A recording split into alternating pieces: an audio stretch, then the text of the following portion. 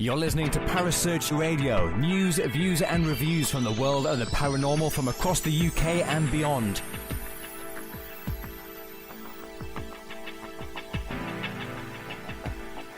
Find us on Facebook, Twitter and the World Wide Web. Parasearch UK Radio.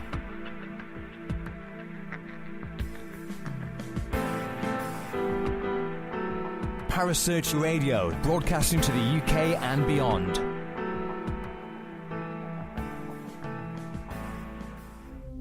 The views and opinions expressed by presenters and guests are their own and do not necessarily reflect the official policy or position of Parasearch Radio or its affiliates and sponsors. Listener discretion is advised.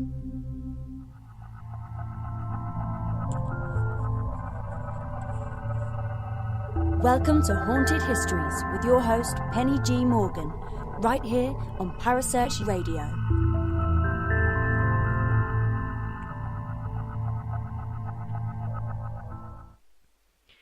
Hello, my lovely little lot.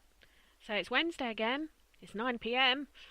And that means just one thing if you tuned in. You're ready for another episode of Haunted Histories here on Parasearch Radio with yours truly, Penny G. Morgan. Last week we spoke with a real-life TV paranormal investigator, Chris Howley from Ghost Chasers. We talked about lots of things, but focused on the True Crimes Museum in Hastings and some of the things he, Paul, Ian and Kai had happen there to them when they filmed the episode that you would have seen a month or so ago on Really. If you didn't get a chance to listen to the show, fret ye not. It's still available on Spreaker and YouTube, and you can even download it to play when you're on your commute each day. Tell you what, we've thought of everything. You may also have thought that you were hearing things if you tuned in on Sunday to Kerry Greenaway's Spirit Dimension show, because you'd have heard my dulcet tones talking about history. Yes, that's what we decided the show was on. It was, is history, knowing your history, a help or a hindrance to the paranormal and paranormal investigating? So if you want to hear my thoughts on that and me as a guest as opposed to a co-presenter, or presenter even, go and tune in, have a listen to Kerry's show. This week I'm going to be chatting with two Parasearch colleagues of mine, the lovely Lynches, Jay and Teresa. You may recognise their American tones from our UK Radio Encore show with the gorgeous Kerry G on a Monday night, and you may also have listened to their Paramania show on a Monday night too. Whichever way you know them, they're great guests in their own right, and they have an absolute wealth of knowledge and experience, not to mention contacts. I swear Jay knows everyone in the industry. His little black book must be bulging at the seams. I'll tell you what, he's probably giggling listening to me saying that as well. You'll hear about Jay's sense of humour shortly. Anyway, they'll be joining us in about the next 10 minutes to talk about something called Ashmore Estates, a plot in rural Illinois, America, that has an interesting past and seems to have an even more interesting present. The original plot of land that Ashmore sits on was part of the Coles County Poor Farm, somewhere that operated as a poorhouse, taking on anyone who was destitute, but it was also a bolt hole for the mentally ill and even criminals in some cases. Often, in America, unlike in the UK, the poorhouse was situated on the grounds of a poor farm, on which able-bodied residents were required to work. These farms were quite common in the United States in the 19th and earliest 20th centuries. And these poorhouses could even be part of the same, I suppose, economic complex as the prison farm and other penal or charitable public institutions. These poor farms were county or town-run residences where paupers, mainly elderly and disabled people, were supported at public expense. The farms themselves declined in use after the Social Security Act, which laid the groundwork for the modern welfare system in America and took effect in 1935, with most of these farms, I say most because Ashmore is slightly different, disappearing completely by about 1950. A lot more common in the US than the UK, as I say. Probably not even a handful of actual farms for the poor were in the UK. The most famous being perhaps Gresson Hall in Norfolk, which you've probably heard me mention, And I'll be doing a show on that early next year when I do my workhouse show with Rosie and Stuart from Simply Ghost Nights. Well, back to Ashmore. The original almshouse, and that's arms ALMS, not arms as in the things that your hands are attached to, was a horrible affair, even compared to workhouses in the UK, in my view, with no plumbing, no ventilation or fresh air circulating through, tiny windows and food that really wasn't fit for human consumption. The mortality rate was quite high as well, with something like 32 out of 250 of the residents dying between 1870 and 1879, so over a 9-year period. The farm even had its own cemetery attached. Although looking back at the history, it could be argued, however, that the high death toll may not have been solely down to poor treatment at the poor farm. Those people living there would probably already have been suffering with malnutrition and ill health on arrival, having been unable to pay for decent food or health care should they be unwell. Nevertheless, it is quite an emotional thought that the expected deaths were high enough to warrant their own pauper's graveyard, rather than just be mixed into anyone else's. In fact, it's one of the residents of the original almshouse, before the building site was sold and became Ashmore Estates in 1916, who was reputed to haunt the place, a little girl by the name of Alva Skinner, who is reported to have burnt to death in an accidental fire during that time. But many people have reported seeing, hearing Alva, and having a little girl come and talk to them. So in 1916, Coles County kept hold of the land, and Ashmore Estates built the building that is more or less what you see there now. This was still a poorhouse, however, would you believe. Before the advent of poorhouses, one of the ways that being poor and destitute was dealt with was by the person being auctioned to the person who could provide shelter, food, healthcare and clothing, etc. for them for the lowest price, not the highest price. They would, in effect, buy the person for a set period of time, and then was allowed to use the individual for labour. If that individual came with a family, the family was part of the deal. But whilst it was not for life, and it was only for a set period of time, it certainly smacks as a form of slavery, as there were no guidelines or regulations to check for abuse of the individual and or their family. But that's what they used to do. One of the things they used to do was auction them to other households to be used whichever way, as long as they looked after them, I guess. Although, what would looking after them have involved? Ashmore lasted as a poor farm until 1959, when it began its next incarnation as an asylum for the mentally ill. Initially, it was a private facility, and then changing to a state-run hospital after debts forced it to close in 1964. It ran until 1986. Since then, it's been owned by a few different people, most recently, and the current owners, Robin and Norma Terry, who have plans to renovate the whole building back to its original condition and have it as a historical monument and a serious venue for paranormal investigators, which is something we're going to be talking to Jay and Teresa about. The building itself is no stranger, though, to tales of the supernatural, with even the tornado of January 2013 that tore the roof off and damaged the internal struts being blamed, potentially, on a paranormal influence by the then owner, Scott Kelly. If you want to hear more about that, go and check out the Ghost Adventures Aftershocks episode when Zach interviews Scott Kelly. It's quite obvious from that he believes that nature was tampered with, and seems to blame a rival investigative show on television for possibly triggering it.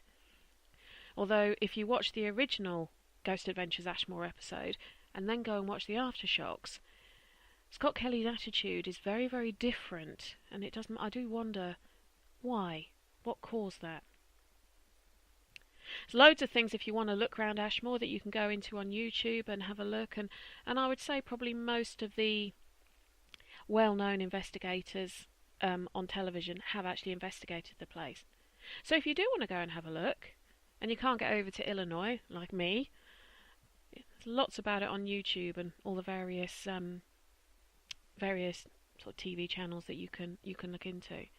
But who knows whether it was paranormal influence caused the roof to be ripped off, or if it was just a freak weather condition. We don't know. Never will, I guess. Shall we bring in the Lynches now? Shall we have a chat? Bear with me.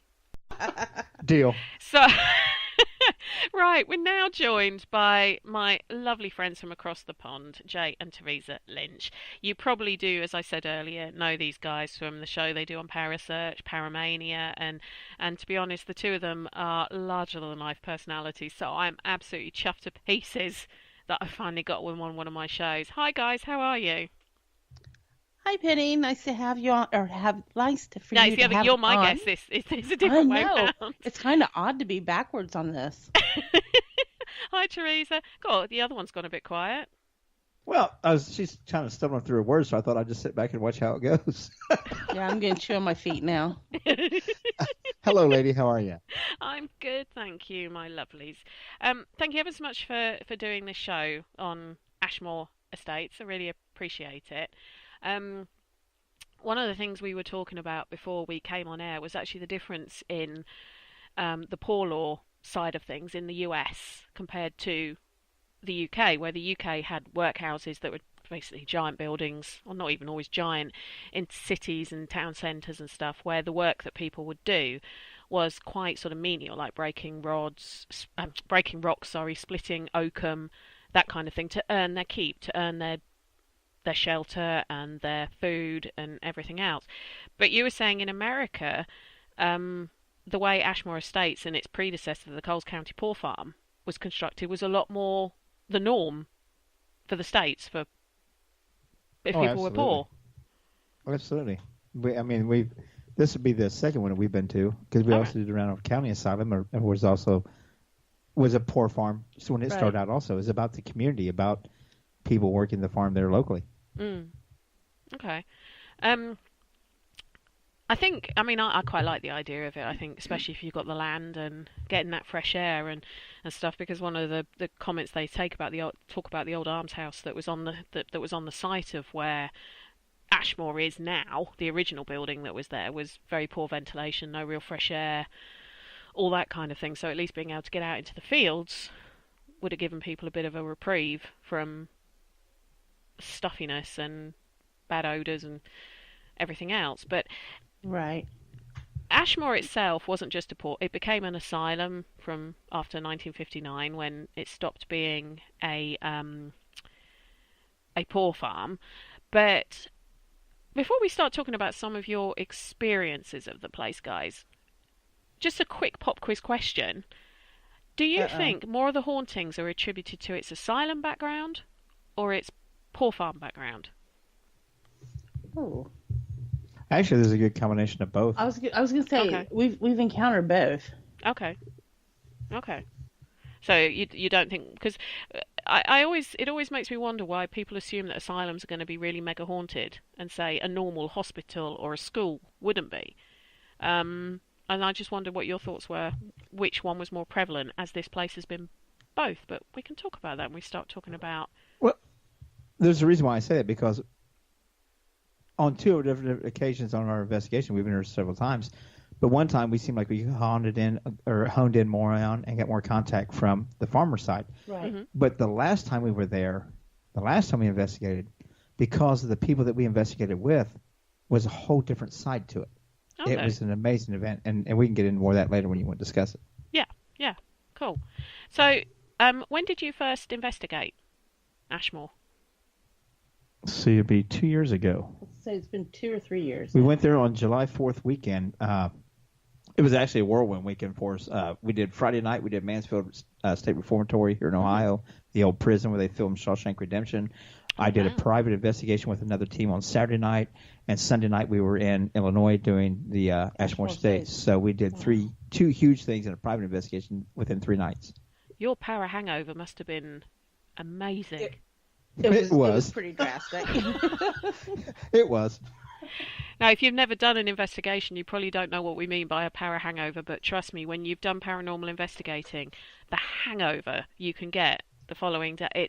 It's like nothing you can describe. It's not like a normal alcohol hangover. It's really hard to explain, but It's an energy drain. isn't it just? It's a complete energy drain. Yeah. And there's nothing you can do but sleep will help you with it. Usually Exactly. physical and mental, but sometimes it does verge on the emotional drainage too. Yeah. Depending on what type of investigation it was. Yeah. And you guys are experienced. You know how to look after yourselves. You know how to protect yourselves and all that kind of thing. So it is one of those things when somebody first told me that I'd have one, I'd be like, nah, don't be silly. Oh, it can sometimes... The one I got from doing Fort Horsted the other week took me a good 3 days to get over before I felt normal again. Well, as normal as I ever feel. It takes a while. Yeah. Wow. And I think a lot of that is also the fact that, like over here, we work first shift, so we're not usually up that late Right. until the wee hours of the morning. Yeah. And, you're going on no sleep, and then you try to lay down, you still can't sleep, even though you're completely and utterly exhausted. Yeah. But you still can't sleep because you've got that adrenaline still going. Oh, yeah. Yeah. Love that feeling. The adrenaline Yeah. feeling. Oh, yeah. So you must have investigated it first time when it was taken over by the current owners, because I think they took it over in 2014 from the previous guy. Yeah, he'd owned it about a year. He'd had it about a year, I guess. About it was a year. You're right. About a year. Because one of the When first he- big things that Rob and Terry did to it was replace the roof that got torn off in that tornado.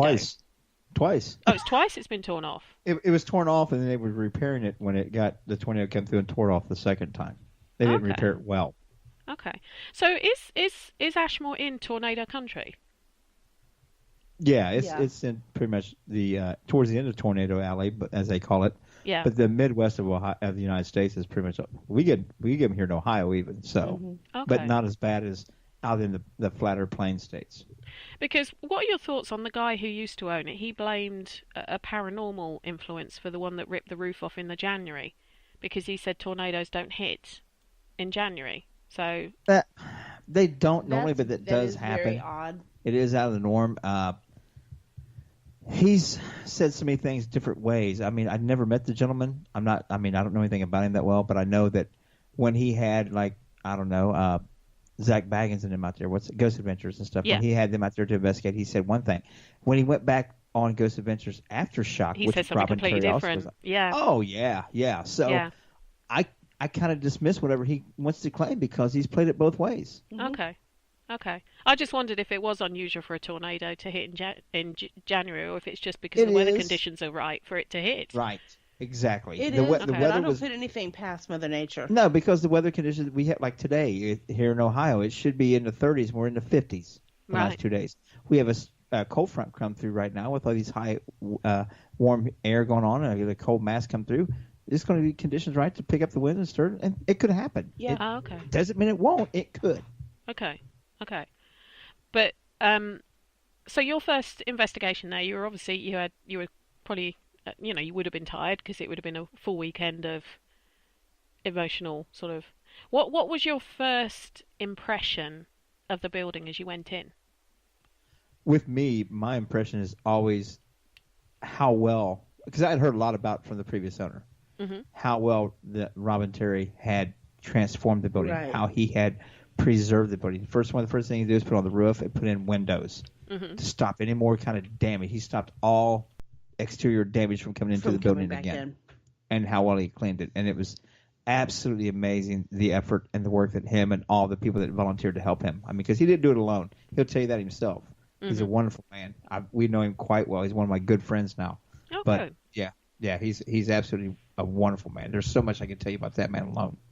But it's amazing how well he preserved the building and stopped it from deteriorating any further. Right.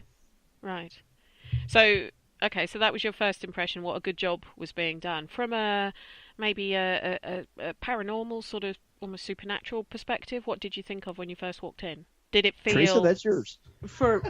Well, as a paranormal investigator, it's a paranormal investigator's dream. Oh yeah, you would. It's amazing. Robin Terry, the owner, is an investigator. Oh, okay. So what he did was he thought, well, what would I want at a location that would help me become a better investigator, or would help me maybe not so much better, but would make it easier on me. Yeah. Aside from heating and air conditioning, which is not heated. There is one room that's heated. There is a heated and air conditioned one room that for the teams to take breaks in, instead of called the break room or whatever you want to call it. Like the base room, the sort of base point. Yeah, absolutely. Right. There's a kitchen, working bathrooms. Mm-hmm. Yep. There are bunkhouses outside that you can rent to spend the night in. Okay. And the one that we got, I mean, it had 5 bunk beds in it. 8 people. A TV, a pull-out couch, heating and air conditioning. Wow. You can use the internet there. You can turn on it and use Wi-Fi there if you want to. He's ran cameras he ran the equipment for you. Instead of you having to sit up your DVR system all over the place, he's already got all the cabling ran for you, where all you have to do is hook up your cameras where you want them on each floor. Okay. And you have a base where they come back to in the break room or the base camp to where you can hook up your own DVR system. He's actually going ahead and getting the cameras and the DVR system there and having it there so where you can put the cameras where you want. And all you have to do is use his DVR system. Where you have to do is bring in your SD card or your memory stick and put it in there and record it yourself. Wow. You actually don't have, because a lot of people can't afford all that equipment. No. So he's made it to where investigators can absolutely have the hallways and all that kind of stuff covered. They can set the cameras where they want to. They can record out if they want to, and they keep their own handhelds for the rooms where they actually go in and do their sessions. It's an investigator's dream. It is. It really is. So you can tell it's an investigator who now owns it, because they've thought about what's wanted rather than just a shell of a building. Absolutely. Okay. There's IR light systems set up on each floor that you can turn on if you want to help your cameras. You don't have to set your own IR lighting or any of that stuff. It's all there. Wow. He's already got it there for you if you need to use it. So it is sounding a bit like an investigator. I'll tell you what, all these places people are telling me about, I'm going to be broke in the next couple of years. I'm going to be travelling so much. But anyway, I think my husband's going to hide my passport soon. Or shove me on the aeroplane. I'm not sure which. Right. Yeah. So, I mean, I've watched a video on YouTube of people going into it, so I've seen the sort of the setup that you're talking about, and it does look very efficient. They seem to say that once you've passed that sort of renovated area that's been renovated for the investigators, the vibe of the place changes. Yeah, it does. I mean, it gets more into where the where people aren't active as much, so therefore the spirit's more active in through there. Mm-hmm. But it's, to me, I mean, I've heard a lot of people say, like down in the boiler room, there's a dark presence and stuff. I've not, no matter where I've investigated, I've not experienced anything dark, menacing, ominous, anything like that. So to me, a lot of that's what you get, what you put into it. They're looking for something to be darker, so therefore they're going to feel like they're experiencing darker. Where I go in with no preconceived idea or notions of what I'm going to experience, so I take it as an experience, period. I don't judge it. Right. Okay. Well, let's take a quick 30-second break so you guys can go off and get a drink. And when we come back, we'll start talking about some of the experiences your investigations have given you and your teammates. Is that okay? Yes, ma'am. Absolutely. Thank you very much. Don't go anywhere. We'll be back in 30 seconds. Hello. Harry Price here. Good evening. If there's nothing myself and everybody else enjoy here on the other side more is the sit back and relax and listen to Parasearch Radio with its paranormal news, views and reviews from across the UK and beyond. Make sure to find out more about them on Facebook, Twitter and the World Wide Web, whatever they are, to keep up to date with all their broadcasts throughout the week. And I hope you enjoy them as much as we do over here. Hello? Is anybody there? Yes, we're here, Harry. We're back. Don't worry. We're here. We were just talking about whether certain places do have negative vibes to them, and Jay was mentioning the boiler room at Ashmore. Now, it's the boiler room that the maintenance guy, Joe, is meant to frequent, isn't it? Yes, it is. Yeah. Yeah. Now, Joe, apparently, and I don't know if this is true, but this is the research I did, was the maintenance guy at Ashmore for quite a while. But he was hit by a train that was quite close, a nearby train, but he seemed to come back to Ashmore to stay there in spirit. What's your experiences been of Joe? We were down there. I went down there and made Teresa Lynch. One of the first times we were there after I had something, my personal experience that happened on the second floor. I just need to get away from that area there. And of course, I was going to take off by myself in a building that first time I'd ever been in there and stuff. And they're all like, no, no, no. So Rick Rose, my good friend, followed me along. And he was telling me about the experience down there and that it can be kind of provoking, the spirit there can be. He can be kind of pushy, kind of demanding. One of our friends, Albert, says that he thinks it could almost be that it almost has the power to harm someone or kill someone. And so of course Rick didn't want me going there by myself. Of course I was going to anyway, but he went with me. But even if you watch the Strange Curiosities of the Kling brothers on Amazon Prime, they have their show on there. They do a show on Amazon Prime. Mm-hmm. Brad had a very and you know how big he is. He's like, you want to push somebody, push me. I mean, he's loud. He's a very in your face investigator. Right. So it's not that we were provoking, but we know that Joe doesn't like people to be down there. So it's like, well, I'm down here. What are you going to do about it? You want us to leave? You can make contact with us. I mean, somebody just made contact with me upstairs. Touch me here. Do it now. And trying to see if it would actually have that, with him having that aggressive mentality, if we use a little bit of male machismo and aggression back, without being crass or rude. There is a fine line there, and I never want to overdo that fine line. But we do challenge a lot. Will. Rick does a lot more than I do. Yeah. Right. That's his style. Zach Baggins is what I mean. He looks Rick's to be a little kind Zach of aggressive Baggins. Sometimes. He wants that pushiness, that aggressioness, and where I don't always agree with it. But in certain situations, you have to. And I didn't have anything happen to me there at that time. So. Okay. Even the experience you did have. Yeah, Rick's had some stuff there when he was filming with the Klings with that episode. He actually saw somebody have their foot grabbed, like they was trying to be tripped where they was going up the steps. Wow. Albert said that he's been pushed in there and felt like he was he was actually knocked down. Claimed that he was knocked down by the spirit in there and stuff, and almost felt like he was being choked or something. And so I know people that's had that experience, but that's why I wanted to have that more of that side of it. I tend to gravitate towards that side anyway. Mm-hmm. Like we was at Mansfield, I played convict instead of playing. Rick was in law enforcement when he was in the military. I used to hang around with a bunch of dirtballs, so I acted like the people that I used to run around with, and that would have, and he acted more like he was a CO, and we played that role. Mm-hmm. So it became kind of a lot of people. And we got good activity. Absolutely. Yeah, it's almost like a trigger activity. Yeah. Okay. So Joe doesn't come out for everyone. Has any women experienced him that you know of, or is he more if it's the male side of? He's been more aggressive towards the male side. Okay. Not too many women say anything about having him approach them and stuff, but it's usually as guys it's going to be more pushy about things on a. It's not so much on a physical level; it's our attitude and our demeanor. Right. And if it's all energy and you're pushing out, I'll show you. Another guy's going to puff up his little Mickey Mouse chest and say, "No, I'll show you." It's that testosterone overload. Yeah, absolutely. Yes. I think it's more a triggered item by that whole testosterone overdrive level. Okay. One of the other. Actually, no. Before I talk about Elva Skinner, do you think that the renovation of this building is a good thing? Or do you think it should almost be left and just maintained? Yes, I think it's a very good thing. Okay, why? If you do not renovate and you do not do things to make it better, you can't maintain. You know what I mean? If he didn't put windows into it, then the rain and the stuff is going to be coming through the windows. It's going to start causing more rot and deterioration.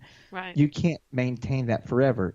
Okay. So you have to renovate. You have to do a certain amount of renovation.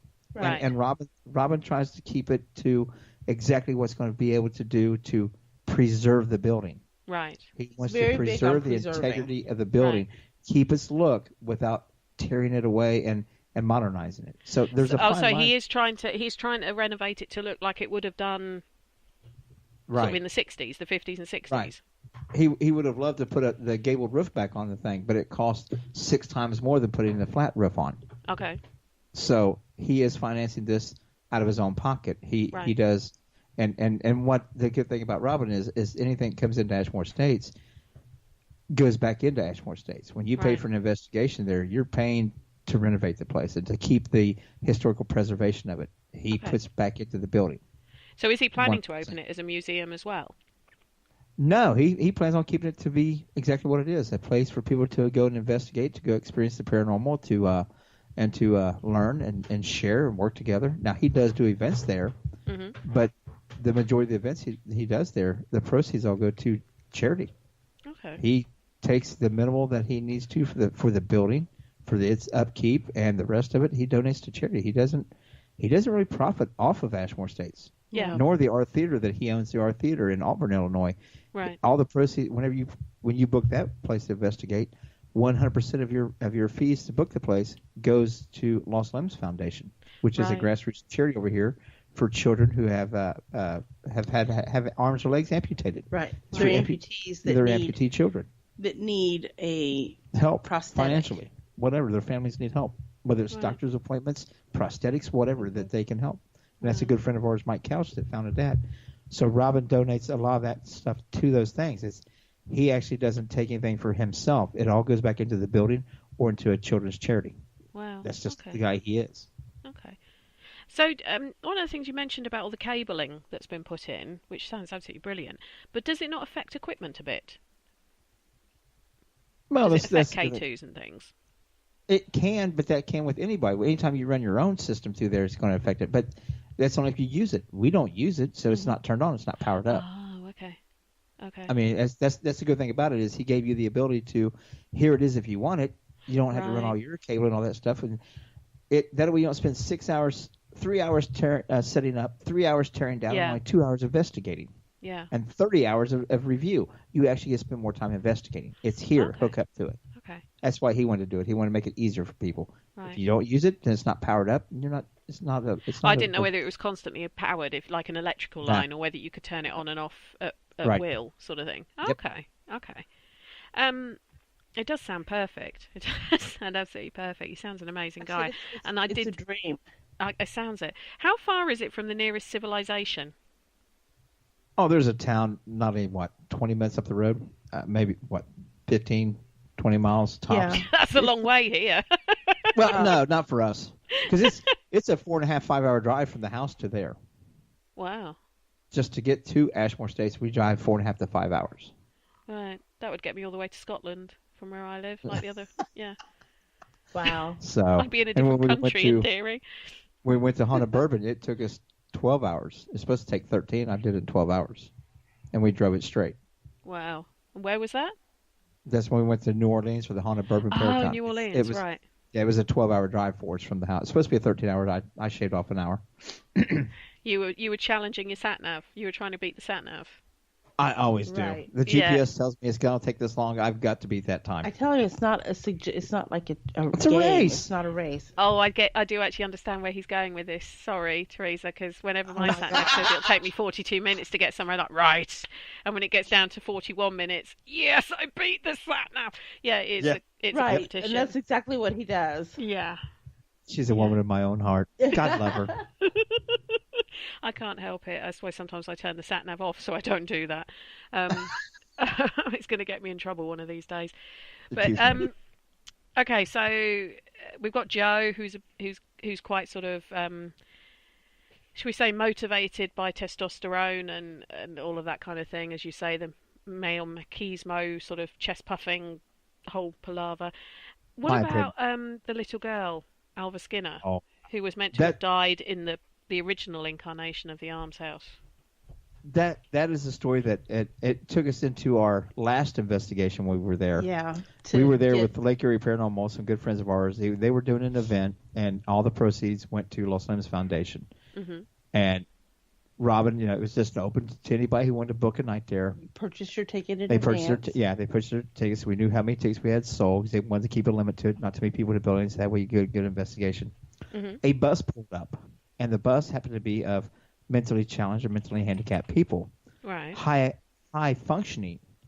and they were adults, but that's the kind of people that would have been left there. And I hate to say this, the way it's going to sound crass, but back in those days, back when that was an asylum for the kind of people with those conditions, they were actually just pretty much dumped off there by their families. Yeah. They didn't want to deal with it, so they just took them there and they left them. They never went back most of the time. They just washed their hands of them.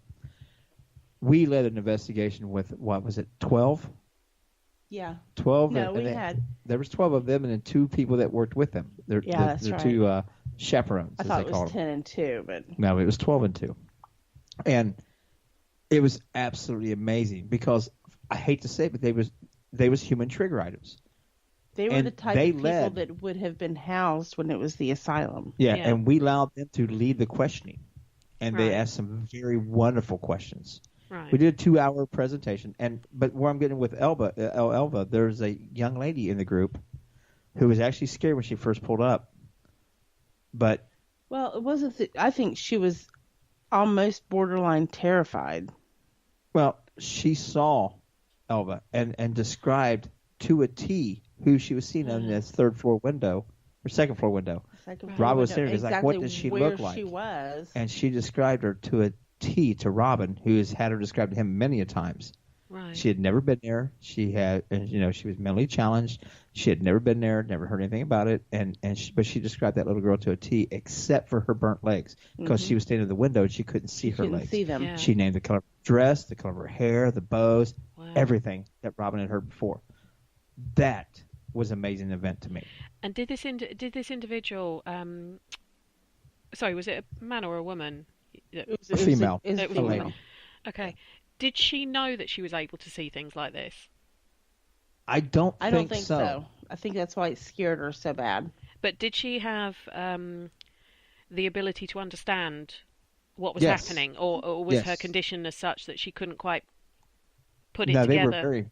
They were very high functioning. They sit through a 2-hour lecture because we did a 2-hour presentation before and then we took a lunch break or dinner break, and then we all came back and investigated.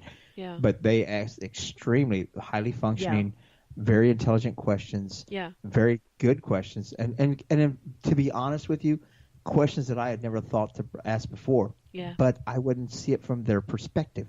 Yeah. Well, no, and it was like the one question that they asked. Experience. We thought we were talking to a nurse. Yep. And the older gentleman that was with the group said, and they were all very polite. He said, "Excuse me, ma'am. Excuse me, ma'am." And he was talking. Yeah, "Excuse me, ma'am." And he was talking to the spirit. He says, "Do you happen to know Clara Barton or Florence Nightingale?" Now, I would have never thought to do that. My son's 18, and he would have never went for that. They don't teach him that kind of history nowadays. He would have never even thought of know who those names are. And he sure did. And he asked, and the lights came on, and he got answers. And Jay and I were looking at each other like, holy crap. Now mind you, we thought we would keep it on flashlight sessions and K2 meters, something that they would understand. And and by the end of the night, they were working with us with SLS cameras and things like that. Mm. They progressed at their own levels. They wanted to learn, and in fact, they're supposed to book it again. And we already told Robin that if they come out, we already volunteered all 4 of us that were there to go back and work with them again. They said, "Well, we need to work with us." That was an amazing night. The 4 of us all said, "Tell us when. I'll drive the 5 hours to get there to help them again." It was. I think the thing is with people with learning disabilities, you don't always realise, and I've quite close contact with that kind of field, and you don't always realise, even though their brain may not fire exactly the same way as yours does, it's still firing, and it's still thinking of things. It just might be thinking, like you say, along a different path. They're not stupid, far from it. No. And they just see things in a different way. And sometimes when you're talking to someone who's on the autistic spectrum, they will come out with a way of looking at something that you genuinely have never thought of, because society has programmed you not to necessarily think of it that way. Doesn't mean anything is right. And it's a fascinating. It does give you a different outlook on things. You just think, like you say, I would never have thought of asking that question. But what a great question! I can promise you, in the 8 years that we've been doing this, and that. With living in a venue place and was leading investigations 2 to 4 nights a week. Yeah. That will always be one of the most memorable, most touching, one of my most favorite investigations of all time. It would take something tremendous.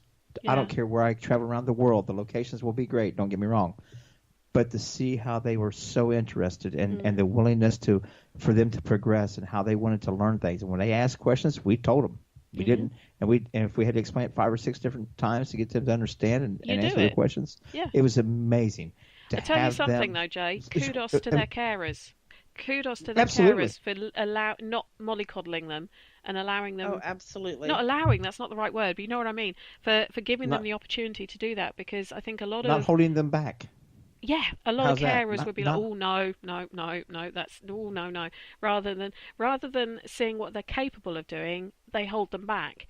And I think kudos to whoever their carers were, whoever said, yeah, let them. This will be good. Oh, it was amazing. It couldn't have been at a better place besides Ashmore Estates. With the care that Robin's taking care of the building, there was no threat or danger. None of them had any physical limitations. No. So it was all, on their mental side and stuff. But that was no limitation. It really truly wasn't. And for people to say that that's a physical limitation or a mental limitation, they're full of shit. Excuse my language, but that was such an experience to absolutely just open your mind to. And allow them, and like I said, we allowed them to progress with the way they wanted to. We allowed them to conduct the first session. We sat down, we started asking some of the questions. Teresa maybe asked 3 or 4 rounds, and then she asked them, "Do you have any questions you guys want to ask?" And of course, they got excited and had to talk, one at a time, just like anybody does, whether they have disabilities or not. We all tend to do that. It was amazing. The one gentleman, now the youngest that was there was probably in her mid-30s. Yeah, right. And some of them was in her mid to late 60s. Was like mid to late 60s, maybe early 70s. So the age group was very vast. Yeah. And the questions that they were given, that they were asking, were so appropriate. We were really blown away by it. And like Jason, the one guy even asked that. He goes, If I'd have been born in your time, they'd have just left me here too, wouldn't have they? And I'm like, oh shit, because I didn't know how to respond to that. But you know what? He told me, he said that's okay.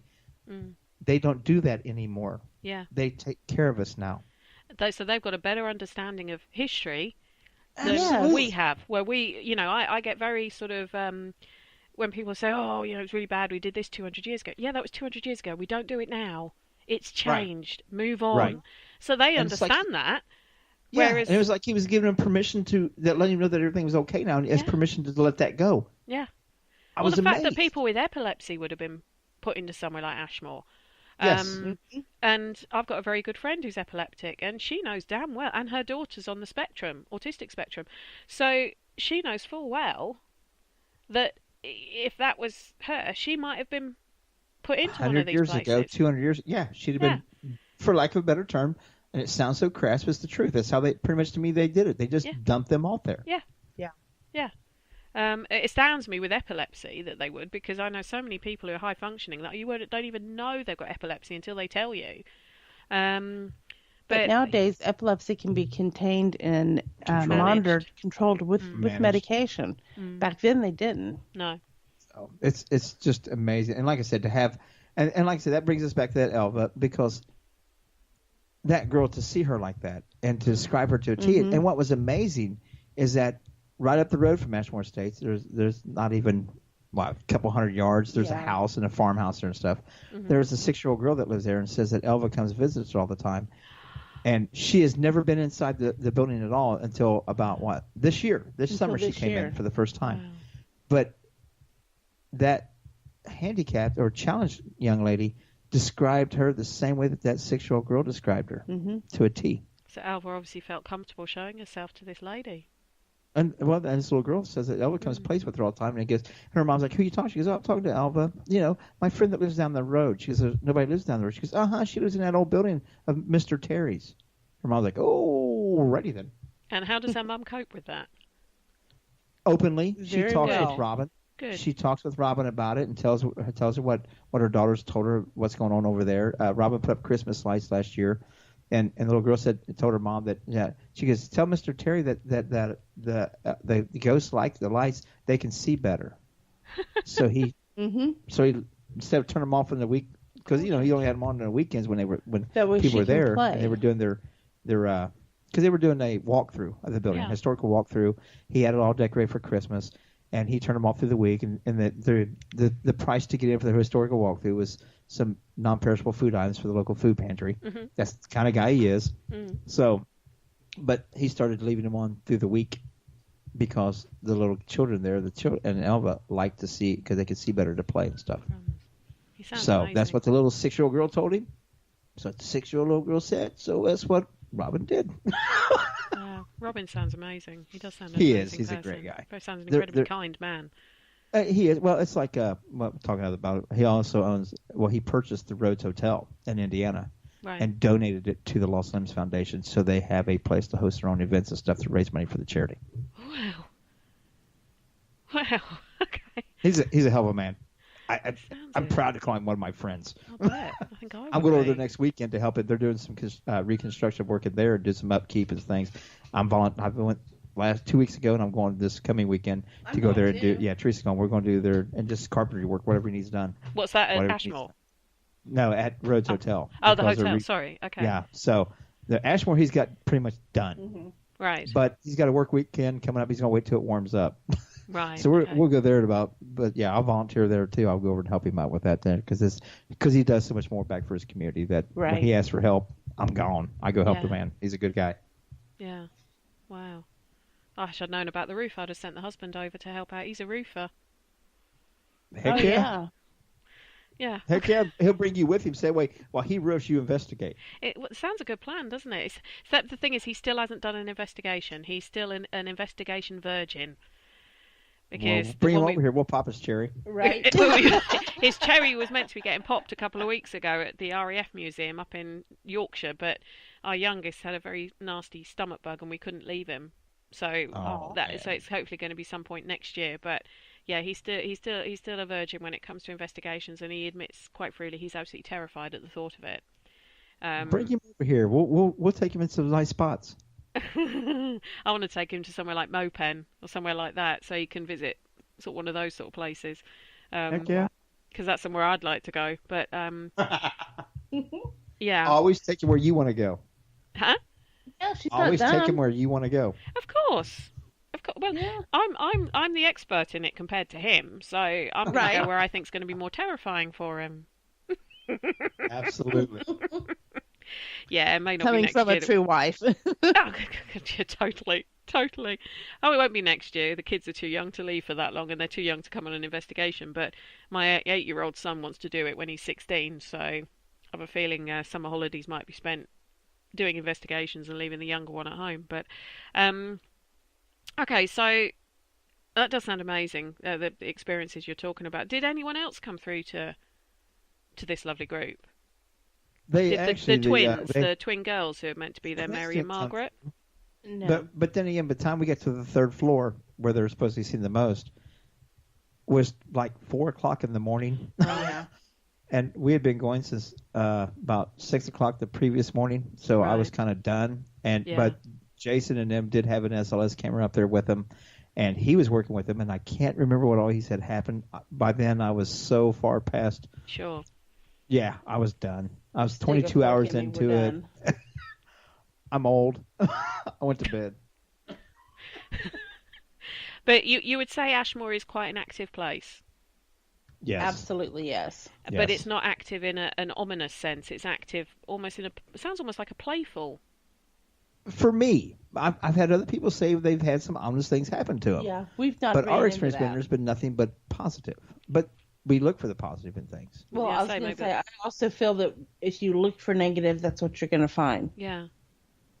Yeah, I agree.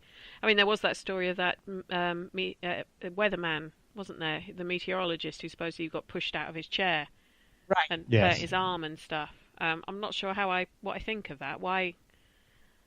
Whether he did just fall over, or whether he was attacked. But I Yeah, think you're right. I think it depends on your mindset when you go into places, what you attract. And also how you interpret it too. Because I have a theory that everybody talks about being scratched and all that stuff, and it's energy, and you've asked them to make contact with you, let you know that you're there, or you're speaking to them, and they're right in your face answering your questions, but you can't hear them. Yep. And out of if I'm explaining something to you over and over and over and over and over again, and I get frustrated, I can go or whatever, swing my arms in the air, and you can see that they can't. They have no form to enact upon that. So when they get frustrated and they lash out, they can't control how it makes contact with us. It's not always done out of malice. It's done out of frustration and miscommunication. Yeah. Why does it always have to be bad? Oh my God! It put a red mark on me. It's evil. What? Come on. Yeah, So you're the same as me. I mean, I can't remember who I was having this conversation with in a show, and I was saying that, you know, when people say that the spirits are nasty and evil and stuff, they're not. They're trying to communicate. You're not listening because you can't hear them, so they get more sort of almost irritated. And sometimes it is just mischievous. They're sort of, I'm going to pull your hair and see what happens. Ha! Especially with children, child spirits and things like that. It's what kids do. I mean, I know with my youngest, if he can't be understood, he'll sort of grab my hand, or he might scratch me or whatever, because I'm not understanding what he's trying to tell me. It's not nasty. He doesn't want to hurt you. He's just trying to say, just listen to me. I'm trying to tell you something here. Yeah. And exactly. And then, like you said, there's also the honorary ones, which will be me, because that's what I tell people all the time. They ask me why paranormal investigators, because if there's a way to stay, I want to. And with my sense of humor, I've got eternity to mess with people. Cool. I'm in. This is going to be a blast.